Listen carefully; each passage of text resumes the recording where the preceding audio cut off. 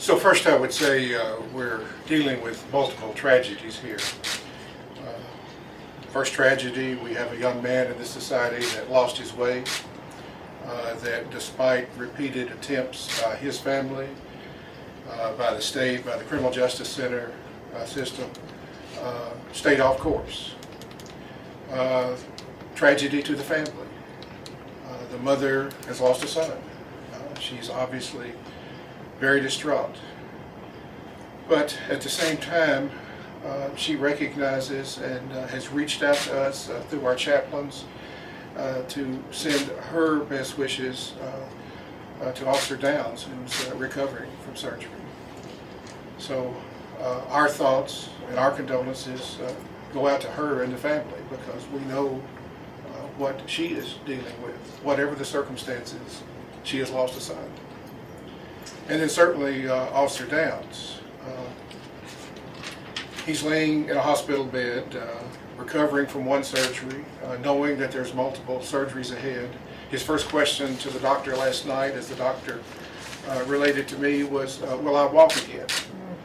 So they don't know at this time. They don't know what his future is as a police officer. It's not a life-threatening surgeries, but very, very complicated. And as the doctor explained to us, that multiple orthopedic doctors will be looking at the results of his test and mapping out a strategy. I can tell you that the mayor and I visited briefly with Officer Downs last night, and for someone who had sustained a critical gunshot, he was in extremely good spirits, and I know his wish at this time is for a full recovery and to come back to duty.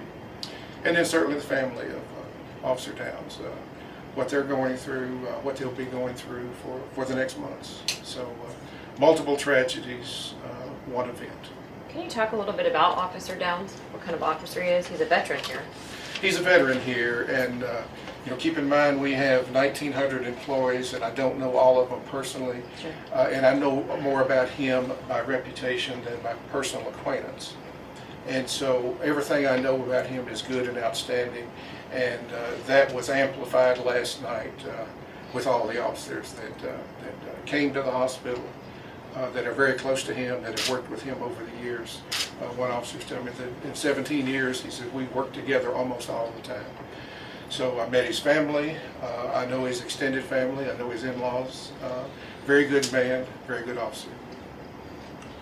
Talk a little bit about the SRT team. Is that your SWAT team? When are they called in? Why do you use them? Well, we have a SWAT team. Within the SR team, we have full-time SWAT members, special response team, and we keep them on duty at least 2 shifts on any day, and their purpose is to respond to situations such as this. They have the equipment, they have the special training, and most of all of our officers have the training, but they work together every day as a team. So you might say they know what each other is thinking in any given situation. So we rely on SRT for situations where we have people armed, for serving search warrants, various other functions that they perform for us every day. Is there anything to take away from this incident, how everything happened, what happened, to be better next time? Well, certainly, on every situation we have, whatever it is, there is a detailed critique. And frankly, we're sort of hard on each other. And we look for ways to build for the future. So this will be the same. And this will be examined in every detail.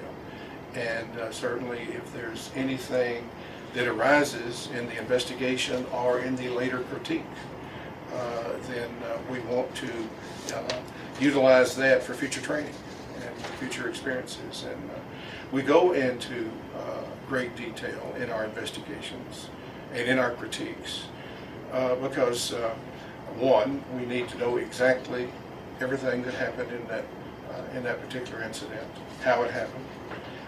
We want the public to be assured that we are doing thorough investigations and critiques of our own self. And then Our reputation is only as good as the last investigation that we have done and the last critique that we have done. So we rely on that for the future. So everything about this will be examined in detail. Given the national conversation that's going on right now about police responses, in the last month, 2 months, what have you told your officers about situations like this? Has there been any sort of either change in protocol or talking to them about make sure this is a situation that you really want to do this, or any sort of conversations like that? Not really, because that's our training every day, and that's our training for recruit training, in-service training, everyday experience. What I would say is we have in this city millions of contact with citizens every year, literally millions. Literally hundreds to thousands of critical type incidents, and that are handled flawlessly, and we have no bad outcomes. But from time to time, things happen that we can't predict, that we can't prevent. So our officers have to be ready to protect themselves, to protect others, at the same time using all possible restraint. Don Aaron said basically, obviously, in his view, this is starkly different than what happened in Missouri and in New York. Would you echo those sentiments as well, that this is apples and oranges? Well, certainly, this is a situation where that we had an armed gunman that has demonstrated a propensity for violence. Every effort was made to coax him into surrender. I'm sure that everybody involved wishes that, in fact, he had surrendered. He would be incarcerated now, possibly rehabilitated for the rest of his life. And our officer, we wouldn't have an officer in the hospital, and we wouldn't have other officers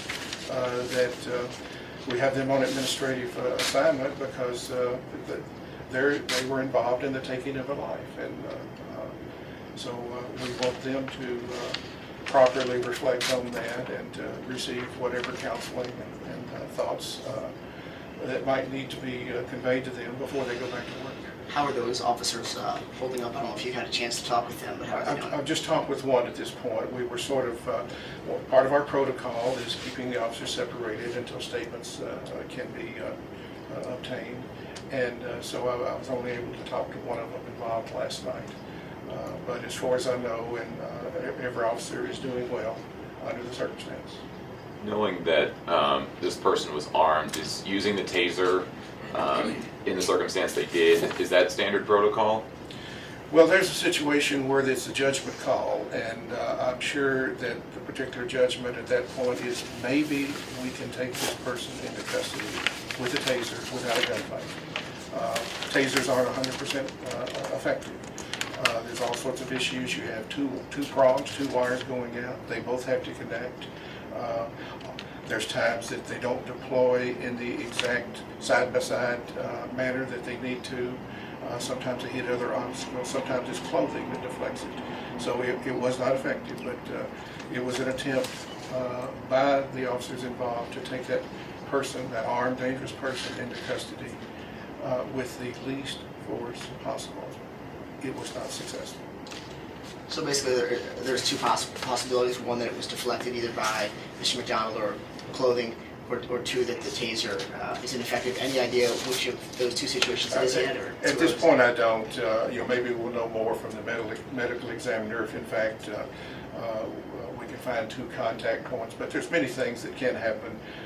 Sometimes the taser is just not effective, or that the bar might not penetrate the skin far enough for the actual electrical discharge to be effective. Is that something that will be able to be, that the investigation will show, or is it possible that it'll kind of be a mystery and it'll be murky? We don't know, and that's a possibility that we will know, and a possibility that we'll never know. How long It's just do too these early to tell. kinds of investigations usually last?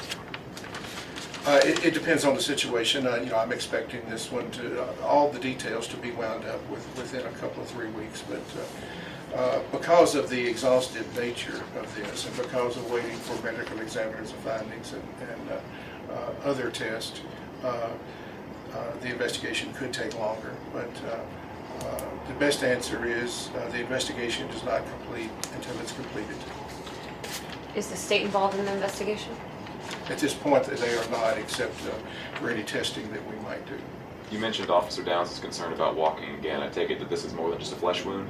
It is, it is. There was exploratory surgery today to take out bone fragments, bullet fragments, so that the doctors could get a more clear picture through, I suppose, x-rays and CAT scans and such, so that they could map out a strategy. So it is more than just a flesh wound, yes.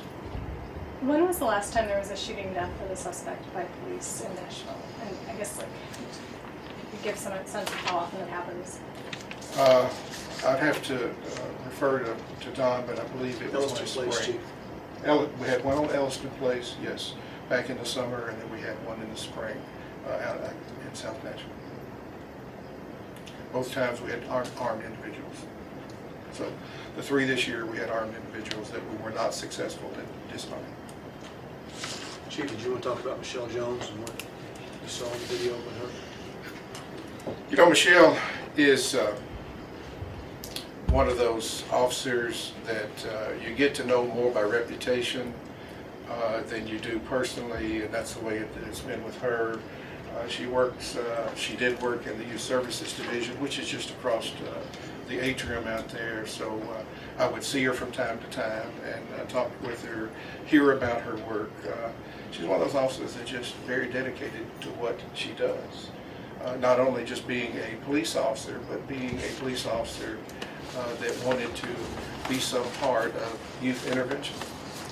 And so she has done that over the past years. And as I think you can see from the video, she's very passionate about it. She's an outstanding officer. And so she took the sergeant's exam, scored very high on it, and she was promoted to a sergeant's position, a supervisory position, just the first of this month. So she's a very new supervisor who, the best that I can tell, and from all accounts, handled this situation like a veteran supervisor. So we're very proud of her. How do you think her relationship with these teens and having worked with them plays